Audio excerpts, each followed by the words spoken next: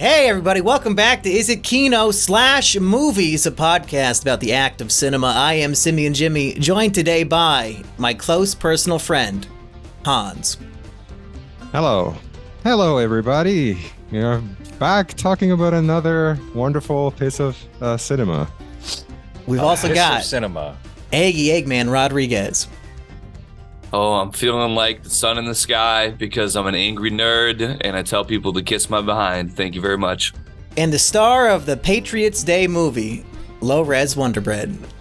Patriots Day, Good Will Hunting. You were in Good Will Hunting? Well, I was at the set of Good Will Hunting. And Well, you would have been like, what, 3? How old were you? I was about 7 or 8 at the time. Yeah, and I remember being there, and I remember seeing Ben Affleck and Matt Damon, and nobody gave a shit about either one of them. Everybody was flocking to Robin Williams. And I had a Disney magazine with him on the, I don't think he was on the cover, but he had an insert and it was a picture of him from the birdcage. And I was so frightened. I held it up to him just to get an autograph. And then he made some gay joke about the birdcage. He was making gay jokes to this random child? Yes, he was. Hell yeah, a true comedian. You know, but the birdcage, Good Will Hunting, doesn't really compare to Suburban Nights. Yes, we are returning to our mini-series reviewing YouTuber movies, and we took a long break because we did not want to return to Doug's trilogy masterpiece, but here we are. And I think it's very appropriate that last time we talked about the stupid Mario Brothers movie, because this might be the most Rich Alvarez stupid Mario Brothers that Doug has ever been. I felt like I was watching the same shit again. Yeah. I was about to say, well, one of my notes here says that I wasn't sure if I had seen this before because the whole bad guy dressed in black, that's very wordy. It's like, wasn't that from another one of Dog Walker's movies? But now that it's all his that, videos. Like there's always a Matrix reference with guys from this era, and this is no exception. You start with, I call him Indian Neo. He has a very, he looks like Perry from Windy City Heat, if any of you guys have ever seen that. Hans, I know you can screen share, so maybe for the video people, you could show everyone that. But he's clearly a bit tanner than that. Or like a Howard Stern Whack Pack member from the 90s. He's got that type of look. It's a leather jacket and Jerry curl hair. Very off-putting. Yeah, there's something about a watermelon in leather that Dog Walker finds terrifying, apparently. I find it terrifying. So there you go. This is the villain of Suburban Nights. Just a little wider, maybe? Wait, maybe you know about this guy? This fucking streamer guy? Oh, he's a streamer? The Perry Caravello is like a lolcow. What's he doing on here? He used to be famous for other things before he got into the live streaming game, but in recent years, he's definitely more stream-centric, but he had fame before that, or infamy, rather. Yeah. There's a whole Comedy Central movie that is dedicated to gaslighting him. That What? Jimmy Kimmel produced. Yeah, it's called Windy City Heat. It's from 2004 or 5, I think. And it's about that guy? Mm-hmm.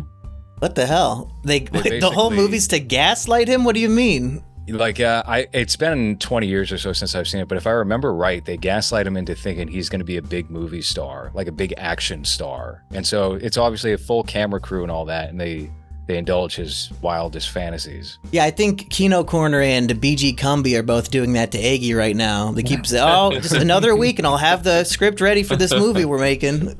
Oh. Have you even read one script, Eggy? Well, you know, sometimes I just feel my life is very Truman Show-esque, as it were, anyway, but not so much these days. I'm kind of entering my Perry Caravello scream at my webcam era instead of my Perry Caravello get gaslit by random people who walk me around cities era. So another parallel there as well. But well, if we're going to dive into Suburban Nights, Hans, can you tell us what this movie is about?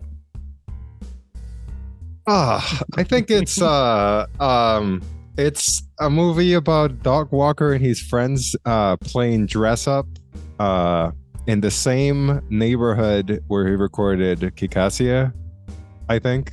I don't think so. That seemed like that's more in the desert. Yeah, this seemed very suburban. It seemed like a cul-de-sac. And then they went to like the local park and went on the bike trail and were surrounded by woods, and that was supposed to be like the forest. Yeah, so the story's about them finding a map. Him finding a map and tricking everyone into thinking that they're getting a free car, and with a little card that says "free car," and then Angry Joe yells. Have you guys noticed that every time Angry Joe says a line, he has to yell and do this? His lines are always said like, I don't know, like he's Indian. Well, unfortunately, Angry Joe only has one line of dialogue in the movie, and they make him say it about 20 times, because the gimmick is each of these Doug Walker friends who do reviews on his website, they all have to dress up like a fantasy character. So we've got like an Indiana Jones, we've got a Link, we've got the guy from... Who is Angry Joe playing? Ego Montoya? What's his name? Indigo Montoya, yeah, from Princess Diaries. Yeah, so Diaries. So the only line he says is like, "You killed my father, prepare to die." But he gets the line wrong, and that's how the entire movie is every single person is playing a parody of one specific character, and they just keep repeating the same joke. And we don't really have independent characters; they're just doing the one-note parody of something else.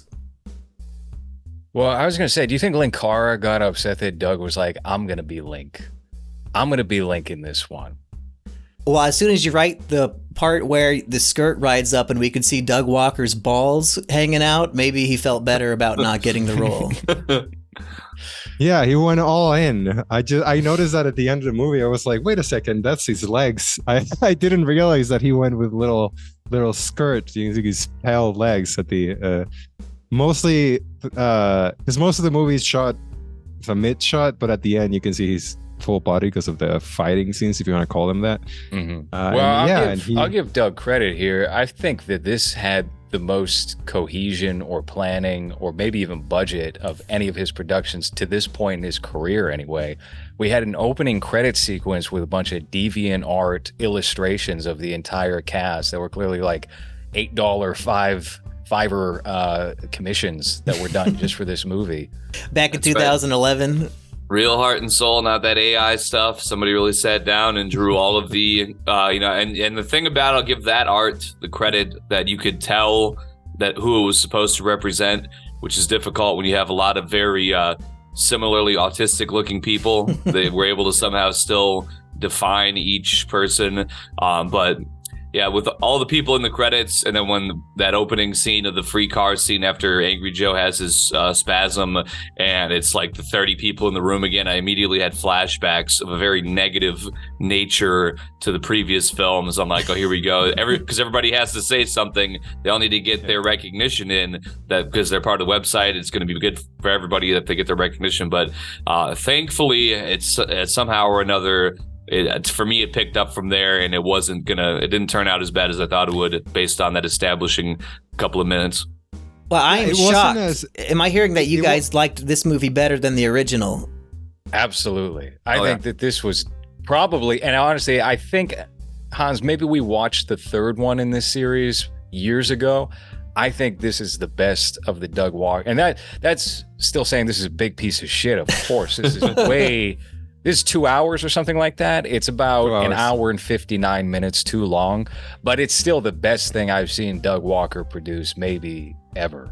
I like his parody of The Wall better than this, and I hate that. Oh, no. I hated that too. I hated that too, but I hated this more. Hans, I'm sorry. I keep cutting you off, Hans. That one was aggressively bad. Is it because this is the shortest one that we've seen so far, and that's why it's the best? I think that is perfectly logical. Like, I had to spend less time being tortured by this one. I think that plays a part, but there's also the fact that you don't have all 30 people cooped up in a hot-looking hotel room, and you don't imagine, oh, geez, what does it smell like in there? I agree with what Eggy said about that point, because whatever the last movie we saw was, you have like 20 minutes of them quipping at each other with their... I mean, I'm not familiar with the website. I was never a fan whenever this was a thing, but the fact that they all had to do like their character in that tiny room for as long as it was on that movie. At least this one moves away from that quickly, so that's a positive. But yeah, there's not many positives other than that. After. I'm going to chime in quick too. When Doug is like, this isn't even the same part of the movie, but some guy runs by and he's like, "Isn't that the last angry geek? Doesn't he work for us?" And I thought to myself, wow, I think there's probably a reason why I've never heard of the last angry geek if that was a real channel, because it's like, come on, you got to come harder than that. What, like by 2011? I mean, that's not going to cut it anymore. Yeah, I can't believe that anybody would consider this better than anything else. Like I was saying earlier, every single character is not playing a character. They think that the magical map wants them to LARP and be in character as who they're dressed up as. So then every joke is, oh, the bard is singing. Oh, that's annoying. Stop singing, bard. And then they hit him and they just ditch him because they knocked his ass out. And it's the same exact thing for the whole movie, is every character's in character.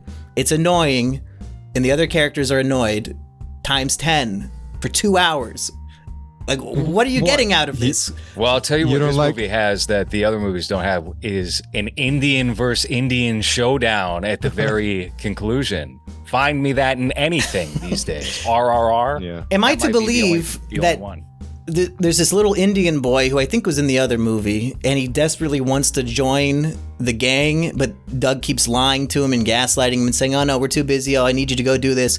Is that Indian guy actually from Captain Planet? Like the kid actor grown up? It's no. I don't think he's got that much pull. Well, to get Colin Mockery's son is in the film. So there's a little bit of pull. Which one's that? Was that the tall redhead guy? Character? So the character named I'm Willow. The character Luke, who is dressed as Harry Potter, and there's 2 Harry Potters, and I believe, yeah, it has to be because Colin Mockery, who you might know from Whose Line Is It Anyway? He's the funny bald guy who's teamed up with Ryan a lot of the time. His son appears in the film, but as of today, Colin Mockery does not have a son because poor Luke Mockery is now a woman, trans woman. That's why Doug has buried this movie, because it dead names and dead faces this beautiful trans icon. Is it that Colin Mockery saw this movie and disowned his son? No, Colin Mockery is very passionate about supporting his new daughter. So good for him. What's the daughter's name? How do you turn Luke into a girl? Lukina? I'm pretty sure it's Kinsley, Kinsley, and the only reason I know that is because I think it mentions it in the YouTube comments for the film. Oh, did it? Okay. Yeah. Kinley, Eggy. Oh, you got Kinley, that wrong. rather. Yeah. Okay. Yeah.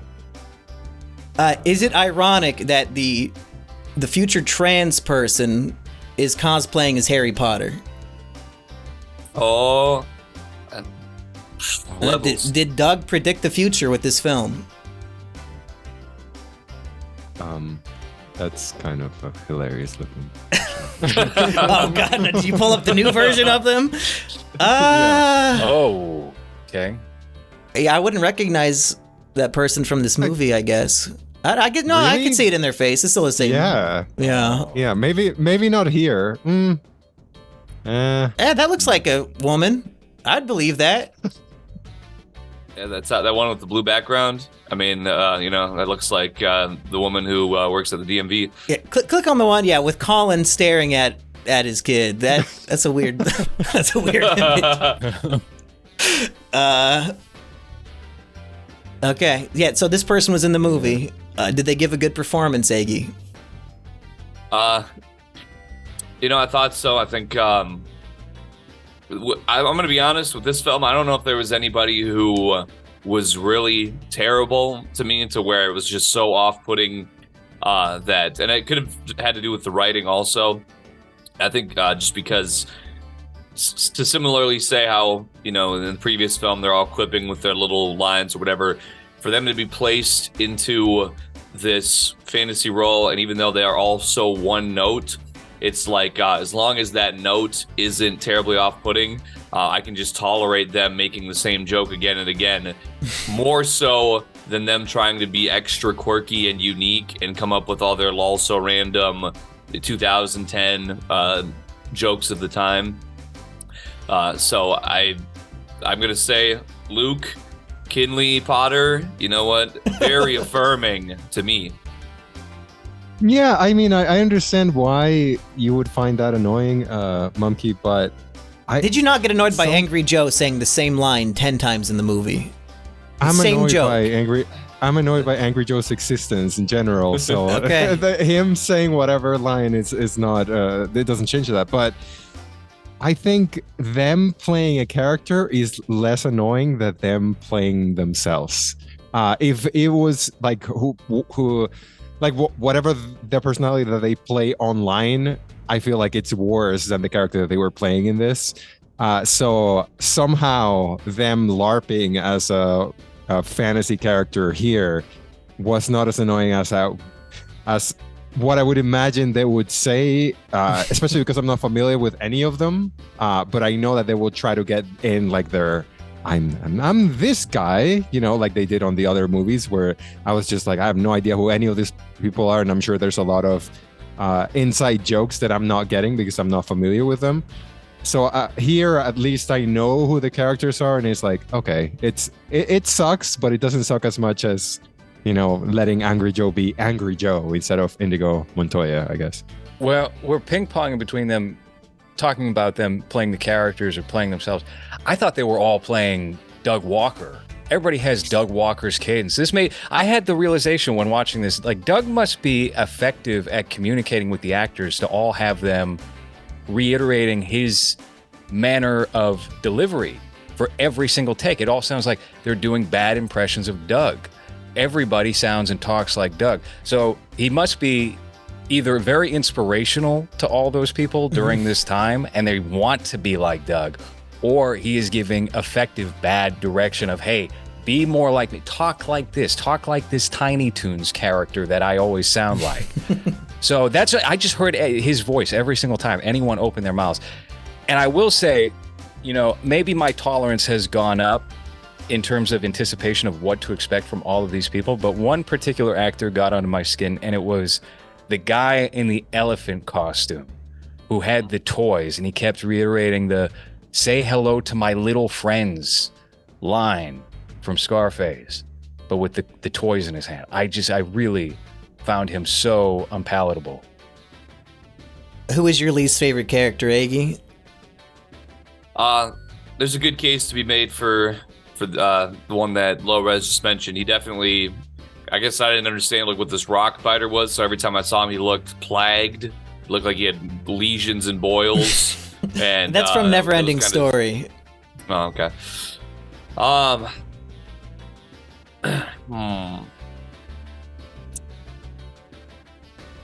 Hey, you can just steal LowRes's, that's fine.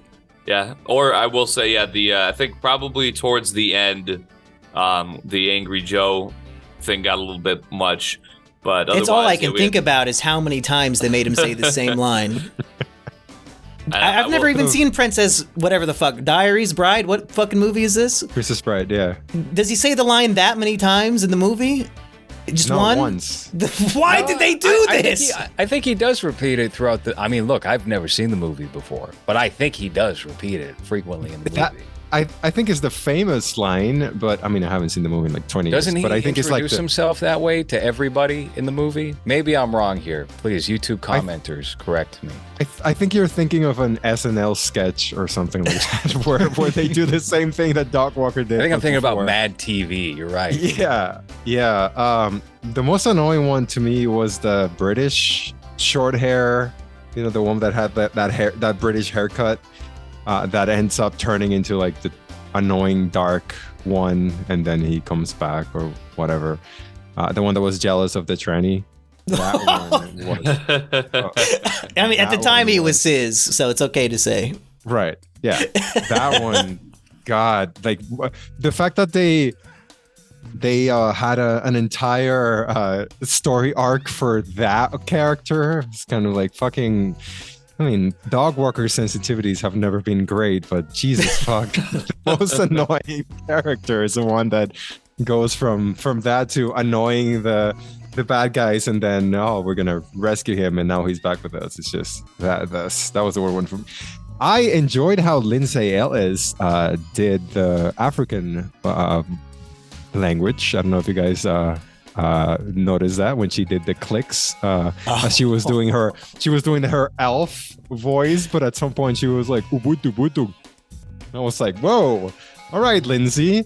This 2023 Lindsay Ellis would cancel 2011. Yeah, are we sure that's not why this was buried? Is her threatening a lawsuit? Yeah, that was a little. Oof, all right, that's her elf powers went into like weird African for a couple of seconds there. Speaking of things that we love, go ahead, Eggy. Well, I think funny enough, given my proclivities, but I think that Lindsay Ellis might have been my favorite character in the entire film, just because she made the one joke that actually made me laugh, and that's towards the end of the film with this great fight scene where she's about to be punched, and she calls in her stunt double, who is a visibly uglier and fatter woman, to get beat up. And I laughed pretty hard at that. I liked that Jew Wario is dressed like the David Bowie character from Labyrinth, and I think they put the most work into that costume and that whole setup.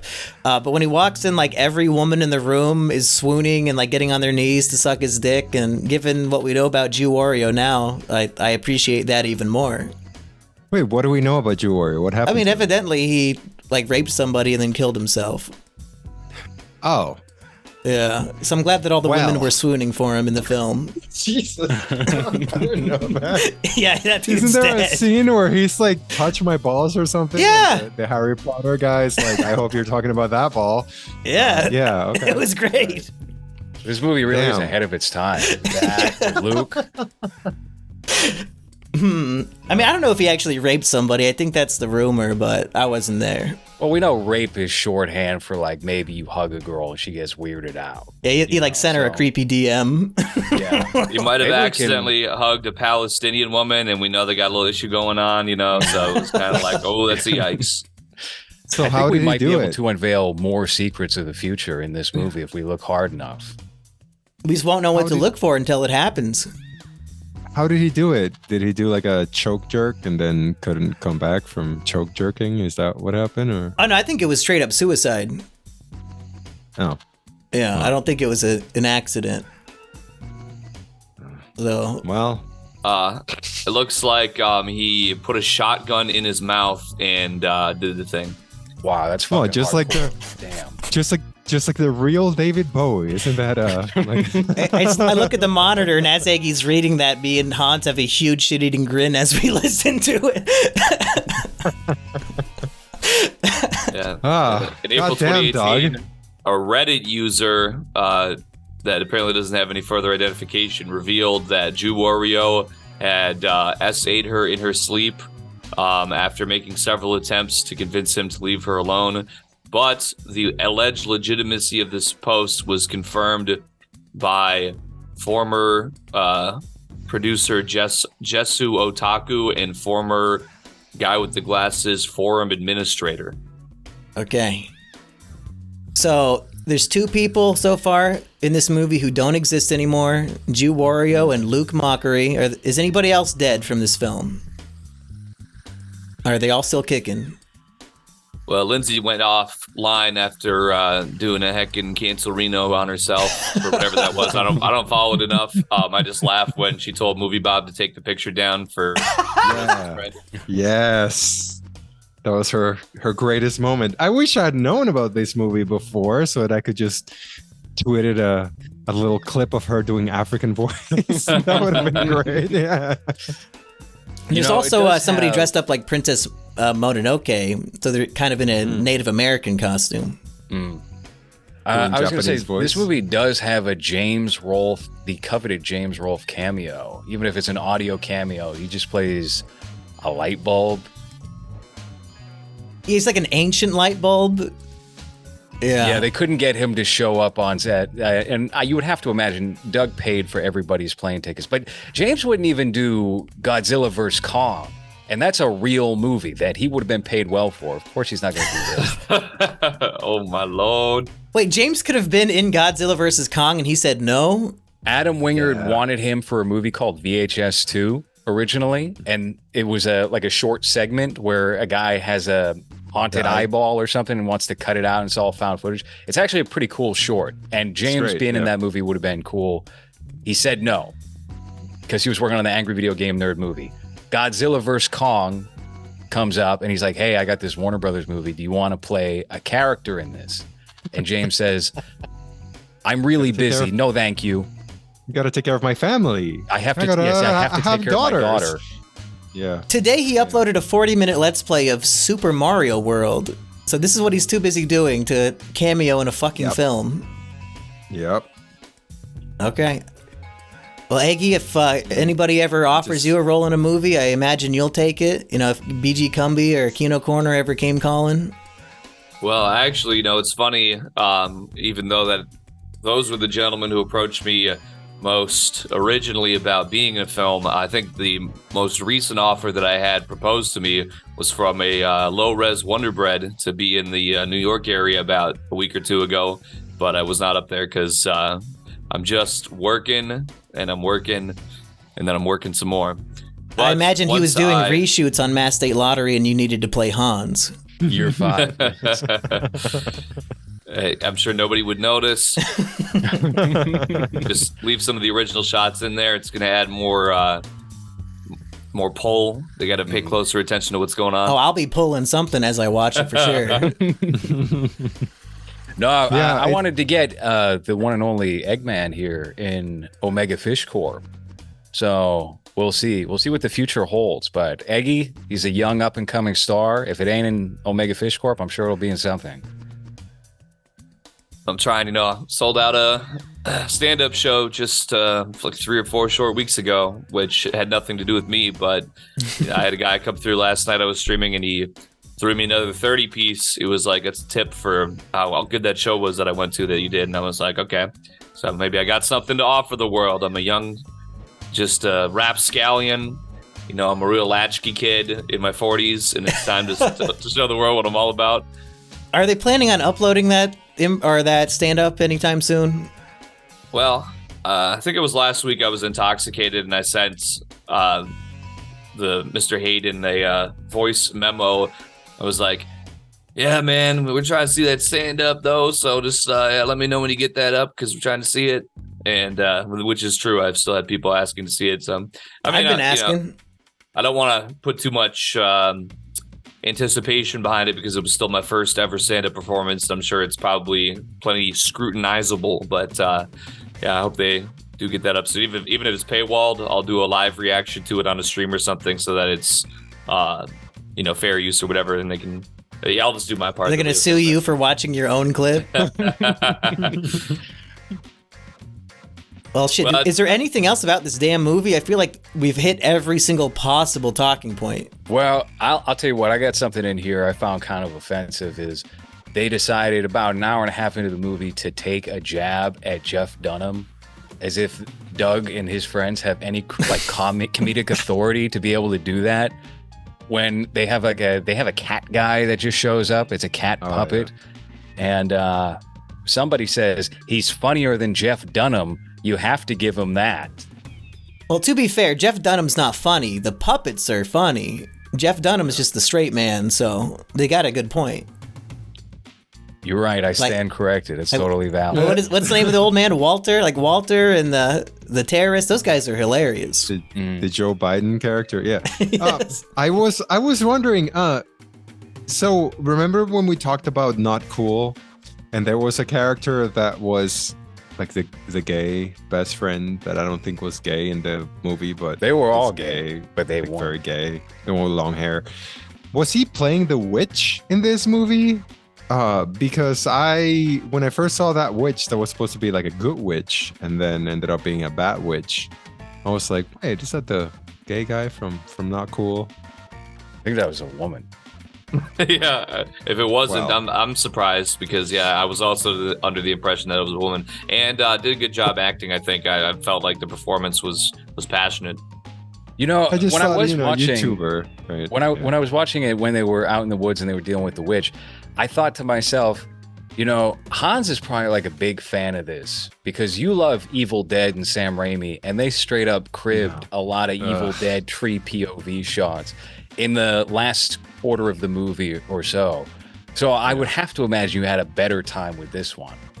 No, because they do the reading of the what is it, Klaatu Barata, whatever the fuck, and then you have a guy jump in who's playing like an 80s surfer dude, and then he's the one that fights with Doc Walker at the end, kind of thing. And I just thought that was like a cheap reference to a movie that I enjoy, that I don't think was deserved by Doc Walker. It was also probably the only other movie reference, I feel like, other than, you know, them playing the character,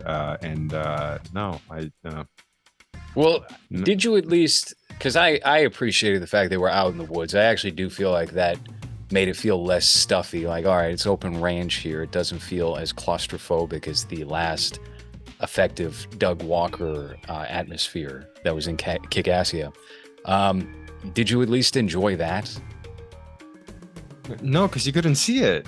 It's all ugly mid shots with a white sky. It's not a good looking movie at all. It's just, and I think that's my biggest issue with Doc Walker. Like, I understand how he's trying to be Looney Tunes, and that's fine. You know, when I was a child, I enjoyed Bugs Bunny a lot, dressing up like a woman, like Luke. He inspired you. Yeah, like Colin Mockery's son. Yeah, he watched too much like Bugs Bunny. That was very, very Bugs Bunny of him. But there's something about his filmmaking abilities that is just not visually good. Like, it doesn't look good at all. So I don't know. I kind of expect something to get better, but then every movie that we watch, they all kind of just look the same, and they just look like they're shot with the same camera, with the same lens, and there's no improvement when it comes to the visuals at all. So I don't think his goal is ever to make an actual feature film. I think he's just making a long YouTube video, right? Is he trying to make a movie, or is he making it for the fans? I guess the question would be, what was the original motivation when this was put out? Because obviously it's split into 7 parts. If it was just thought of as like, all right, well, this is just a 7-part long narrative YouTube video, then fair enough. It does pose the question of, do you think this would be better or more enjoyable in any regard if somebody else who was competent was directing Doug Walker and all of his goons? Wouldn't it make you sad if this looked really good but had the same script and the same actors? Like, shouldn't the filmmaking match the quality of the rest of it? I think it's appropriate that it does. Absolutely. I don't know if it would make me sad. I think it would make me sad. Like, what a waste of that camera. Like, oh, you got the black magic camera for the Doug Walker walk around in the fucking park movie. He might be using that now. I mean, I haven't seen his content lately, but it looks like he's at least upgraded the resolution. I'll give him that. Let's be honest. Zack Snyder has shit writers, and his writing is bullshit, but at least his visuals are interesting. If Doc Walker had someone that at least gave you something visually wise, I think it would be like watching what is it, Rebel Moon, where it's like, oh, this looks very cool. Wow. Every time the characters open their mouth is horrendous, and the story is kind of bullshit, but it looks nice. So at least give me something, right? Yeah, this movie's kind of like Rebel Moon, but without good visuals. Yeah, exactly. So there's nothing. You get mid shots on everyone. You get a very white sky on every scene, and bad dialogue and bad writing. So at least, I mean, if you have at least an artist that can give you some cinematography there, at least I'll ignore Angry Joe saying the same line 50 times, because at least the background looks nice, as opposed to, well, fuck, he's wearing a wig and would it emphasize those aspects more and make it more irritable to the viewer, because everything else would be a little more polished? So it wouldn't be this salad of all these negative elements. It would be like, wow, Angry Joe is really fucking annoying. He's the worst part of this movie. But now, he's just kind of like, he's definitely in that bottom tier, but he's maybe not the worst. I don't know.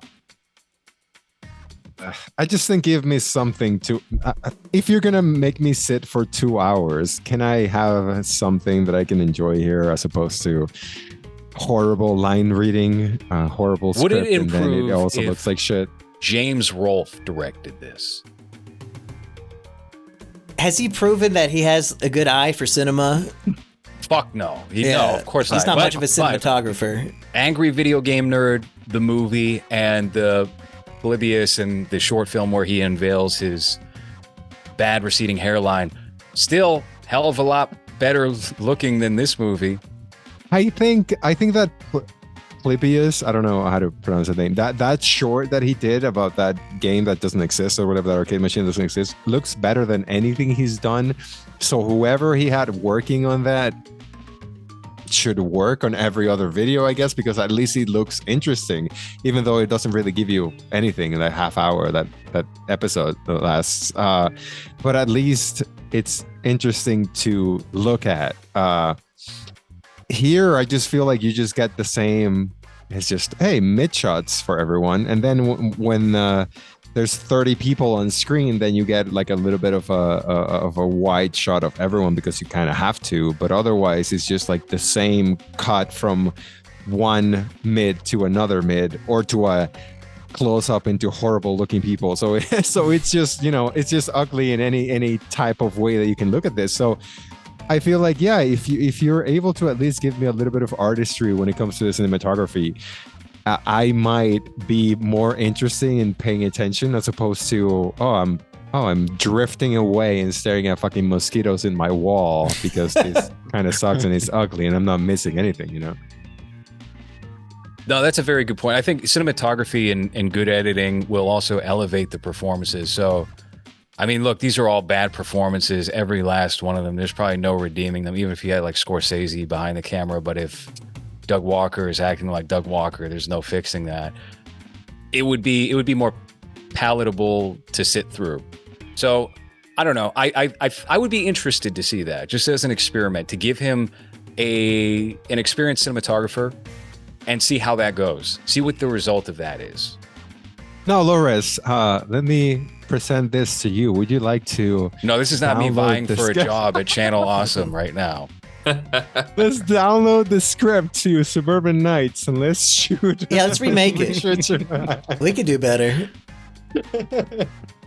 Let's just make it at least pretty. Well, it's funny you should say that, because I went on, I was Googling because I was like, well, maybe is there like a wiki for this? It's going to have some context and maybe it's going to have some behind the scenes, because there's a whole 46-minute video on YouTube making of Suburban Nights, which I did not end up watching, by the way, but I'm sure it's got a lot of context in there. So looking that up, there's the Guy with the Glasses wiki, and it doesn't have any context, but what it does have is the entire transcript of the entire film. So you could, in theory, somehow put together a recreation of the film based on this script, maybe a couple tweaks. Something to think about. If you, we should shoot it as is. We shouldn't alter Doug's perfection. Yeah, maybe shoot some of it at night so that it looks a little different, as opposed to just shooting it at what looks like 11 a.m. every day. Like, just give it a slightly different look to the creepy scenes. Could be at 5 p.m. so that the sun is coming down, and wow. Doug had to be something different. Doug had to be at home in time for dinner with his big wife. Of course, you couldn't shoot close to sunset, Hans. Oh, my bad. Guys, should we even bother reviewing To Boldly Flee, or should we free ourselves from these Doug shackles and move on to something else? I had another feeling during this movie when it was like a Killers of the Flower Moon moment of, this movie's ending. And then I looked at the time and there was still 90 minutes left. I felt so like deep in my core. I was like, I cannot wait until I never have to see Doug Walker on my television. I've Let me read. Like Yes. Hold on. Let me read to you the message that I got from LowRes as he was watching this. Suburban Nights is the last time I want to watch anything Dog Walker. Jesus Christ. He's been praising it this whole podcast. Fucking Well, one man, two opinions. It's it's settled in me now. So now I have a nostalgia for just yesterday when I was sitting through it. I think these movies, and I was talking to my girlfriend before this. I was like, it's weird because I like talking about these movies with you guys because it's fun to talk about these movies, but I hate the process of watching them because I'm by myself trying to get something out of this, and it just fucking sucks. I feel like when we were doing Civic TV and we were watching this live and we were commenting on it live, even though after an hour and a half, we were all exhausted and we were all like, fucking goddamn. It's a more enjoyable experience when you're around people and you can make fun of it while watching it. But if you're just watching this so that you can keep your thoughts afterwards, I enjoy recording these episodes with you guys. I hate the process of watching this by myself. Yeah. It's such a, It's rough. Even at like 1.5 times speed, it's too long to watch. Hopefully you guys sped it up because I can't watch this at one. Are you kidding me? No, I can't imagine having to listen to Doug Walker's already high-pitched voice, even more high-pitched. I think I'd probably kill myself. The movie, it kind of went by fast for me, to be honest. I kind of I didn't have to stop it at any point and get up and like collect myself. I actually kind of, maybe it's because I watched it right when I woke up one morning and I didn't have anything else going on yet, but I sat there and I went through it, and I felt like my brain wasn't suffering so much. I really felt like, when I look at that was another 30 minutes of the movie's gone by already. I was like, there was something going on. They're going on they got the map, and there's, it's advancing. I'm interested. Is this your way of telling us you think we should pursue To Boldly Flee and complete the trilogy? No, I'm sure that's got to be terrible. I mean, yeah. I like I said, I think I'm going to give a large part of the credit in this film's digestibility due to the fact that their own quirkiness had to be reined in to these one-note characters that were derivative and already had something, the franchises behind them. So it's kind of like, I don't know, something for that for me. It just makes it work a little bit better. And I do think also the production was put together better than the previous films. The pacing didn't have these long shots of just, the big sweaty hotel room. Even like the fighting on the playground or whatever. And I don't know, there's something about it, and I'm not an expert, so I can't say exactly what it is. I'm just making my best assumptions here that I could come up with because otherwise it's just not the most captivating premise, but something about it, I don't know, just scratch the tism itch just right. I will say, I believe I've said that about previous installments as well. The tism is right, but this one came with a little bit better film to match that as well. To Boldly Flee is 3.5 hours, by the way. Yeah, I'm definitely double speeding that one. I don't even care. Well, so us three, Hans, LowRes, and me, we recorded an episode of B-Bang podcast earlier this week. Hopefully that's got to be out way before this comes out, at least on my channel. So go check that out for sure. That'll be my plug at the end of this. But I did introduce you guys to a ghetto reality show called Hoochie Daddies. Hey, did I ever make you watch this at my house? You did, yeah. It was on isn't it on Peacock or one of those? No, it was on Tubi. Tubi. It better be on Peacock soon. I would love to see the high budget version of Hoochie Daddies. Well, we found out, Eggy, that it's actually also on YouTube. So we were thinking maybe we should just start reviewing Hoochie Daddies instead of these YouTuber movies. The trilogy. Yeah. I think I would much rather. Yeah. Hans, would you like to explain Hoochie Daddies for anybody who is unaware? Yes. Okay, so male passing lesbians go to a house. Male identifying. I wouldn't say they pass. Are we sure they're lesbians? No. Okay, so male looking? Masculine, black, butch, ghetto women. The first contestant you're introduced to has a big chain around her neck of her name, which is Dyke God. Yes. Yeah, so lesbian, I mean... There's one woman whose shirt is just having 2 pieces of tape on her nipples, and that's all she wears. Yeah. And they are in a contest to win a vacation in Jamaica. And they show... We don't know where they're going. We just know that there's an image that they show that doesn't look like Jamaica at all. It kind of looks like Barbados. Whatever. And then they also are going to win a chain with a very cheap looking medallion that says Hoochie Daddies, I think. If they win, but we don't know. We're not really sure how they win or if they get eliminated from the show. How, like, what they need to do or what they...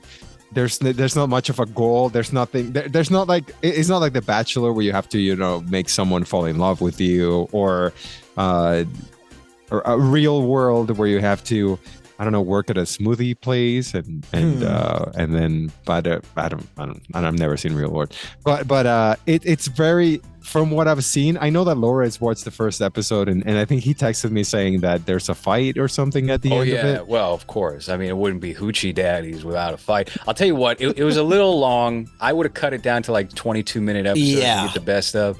Nothing really happens in terms of competition in that first episode. You're just introduced to all the characters. They don't have enough room in the Airbnb where they got it, which is made apparent because Dyke God, I think, has to move into the closet and she sleeps on the floor of the closet. But then something happens and one of the Hoochie Daddies winds up choking and pinning the other one against the wall and starts punching her in the head. And what? There's something like that. There's not a disqualification. They just kind of naturally break it up and then they go off to their room. So there was no competition or anything in the whole episode. Not in the first episode. It was purely introductions. And there's what, 9 episodes, 8 episodes? I have seen the first half of like 4 episodes, and then I always have to stop because they're too long and just hard to sit through. But if we're doing it for the show, it should be an easy watch. It's a lot like Fish Tank. If Fish Tank was in South Florida with some butch, beautiful women. Wait, with 8 identical archetypes. Yep. And a couple of hosts that kind of look like they could be on the show too as contestants, but yeah. So what are we going to review? How many episodes are there in this season? 8 or 10? 9. I think there's 8. Well, should we do half and half? Do the first half, or should we do the whole thing in one go? I think we got to do the whole thing in one go, because then we can at least like break it apart a little bit. Maybe you get a fast forward here and there. As long as you're getting the main bits, I think it'll be okay. Well, we also know for a fact that there's going to be a season 2, right? Because we saw part of the audition process for season 2, where they do it in like a bar, like a weird bar. You see, now bar auditions during the day. I'm having doubts now, because if we said the Doug Walker movie is 3.5 hours, that's too much. Let's watch 8 hours of Hoochie Daddies instead. Like that's gonna be rough. I'm so down for watching Hoochie Daddies more than Doug Walker. Eggy, I know what you're doing when you come to town next week. We're watching all of Hoochie Daddies. I'll get that Elvis on deck. A little bit of that Elvis midnight snack. I think them ladies gonna be looking like a midnight snack. I'm talking the darkest hour. You know what I'm saying? Yeah. Oh man. Well, yeah, so I would much rather prefer move to the what is the production company called? Get Her Done Productions. Yes, I'd rather move to the guy. I'd rather move to the Get Her Done Productions from Guy with the Glasses. I think Guy with the Glasses kind of run, its course, and we've seen enough. Well, what about Stupid Mario Brothers Legacy? Don't we want to return to those films? No, we don't. Eggy, did we watch that a couple weeks ago? The whole Legacy movie? We did, yes. There's another? Yeah. Well, his most recent one. And I had never finished it, so me and Eggy sat down and watched the whole thing. And if I recall, it was pretty awful. Eggy, did you enjoy Legacy? I'm gonna say No, that's a no. That's a no, definitely no. I mean, it takes a certain kind of when we say enjoy. How much Elvis did you have that night? That might Yeah. dictate it. Wait, how much I think- Elvis did you guys get? Because I saw the what is it, Family Feud episode, and that sounded like you guys drank the whole thing. Oh So yeah, I we don't know had if, 3 full bottles of Elvis to go through.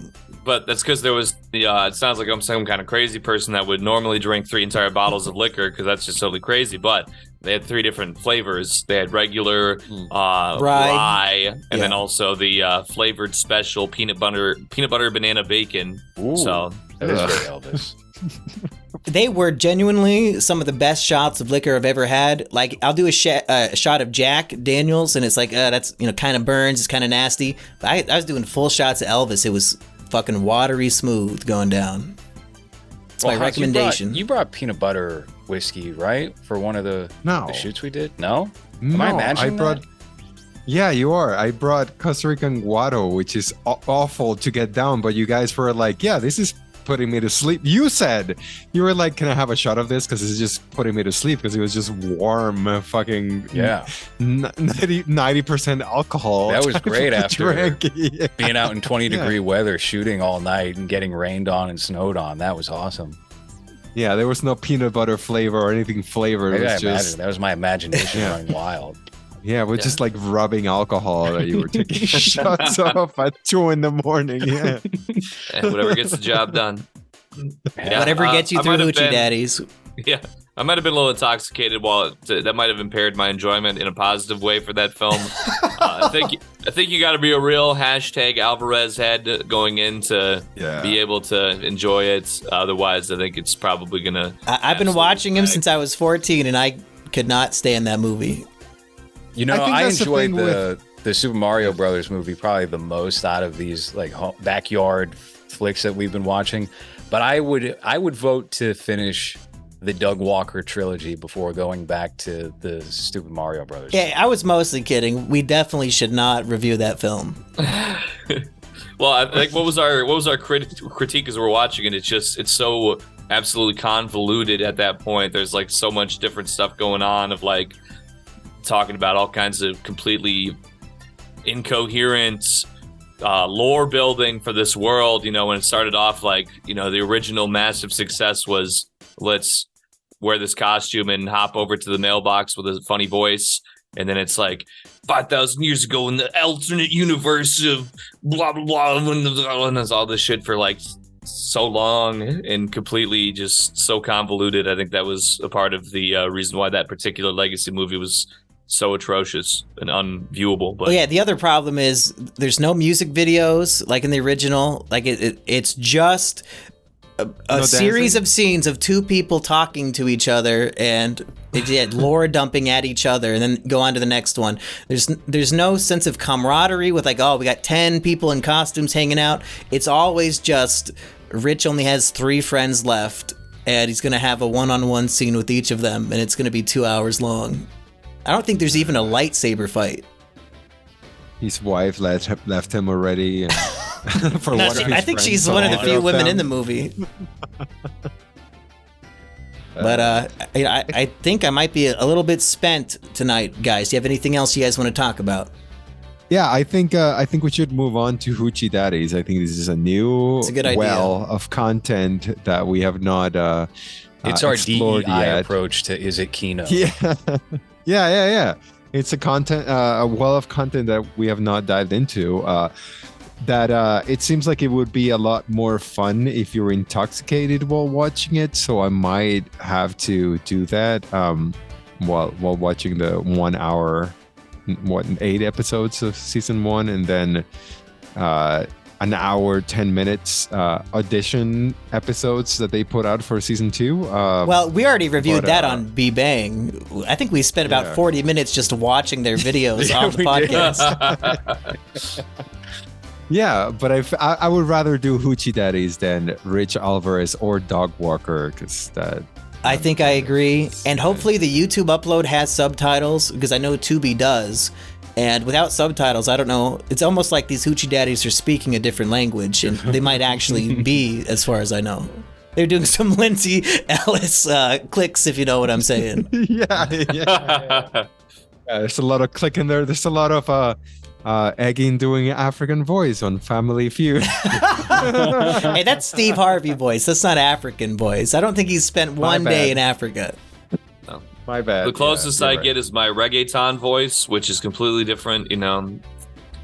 That's a Rastafari voice, man. That's the voice to trick That's Florian completely with. different. What about you, LowRes? Do you have any final thoughts for this fine episode? No, I will. You know what? If we're going to take a vote on it, I'll vote for To Boldly Flee, just so we can finish the trilogy before signing up for Hoochie Daddies. Where are you voting, Eggy? But I'm only voting for that because I feel like I'll confidently be outvoted here. Well, let's see where Eggy votes. I don't know. Yeah. I mean, he's the dog head over here. well, Yeah. I guess I think now. See, I got this thing. It's called oppositional defiance disorder. So when you put it to me like that, it makes me want to just swing the vote in a different way. I mean, I'm sure there's going to be a time eventually where we are going to finish the trilogy regardless. So, like ripping a Band-Aid off, golly gee willikers, well, we might as well just get it over with. For me, it's To Boldly Flee. But to boldly kill myself. now, with that being said, I would much rather watch Hoochie Daddies when I come visit Mumkey. I don't want us to waste precious bro time suffering through that Doug Walker garbage. Let's just double speed it off of like a good pound of that za and just try to comprehend however terrible it is while we digest Hoochie Daddies frame by frame, scene by scene. Well, Eggy, I definitely want to watch Hoochie Daddies with you, but maybe next week is too soon because I doubt we're returning for our 4-man show that soon, and we're going to lose all this great Hoochie Daddy information. So maybe we should hold off on watching that together. And you know what, Hans?